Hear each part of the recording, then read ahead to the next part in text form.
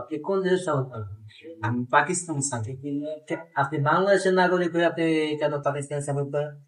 যে দেশের অধিনায়কে 6 বল খেললে 0 রানে আউট হয়ে যায়, আর 2 বছর ধরে এরা খেলা শিখতেই আছে, এবং খেলা না দিয়ে আসছে, ওই পোলাপানে যে খেলে এগুলা দেওয়া অনেক সুন্দর।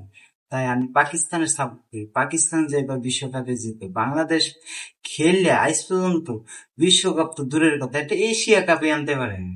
জাতীয় দলের প্লেয়াররা কি খেলে, আর পাপনের তো ভালো ভালো প্লেয়ার যেগুলো আছে, কি কি বুঝে না বুঝে ওগুলা প্লেয়ার বাদ দিয়া নতুন নতুন প্লেয়ারে চান্স দেয়।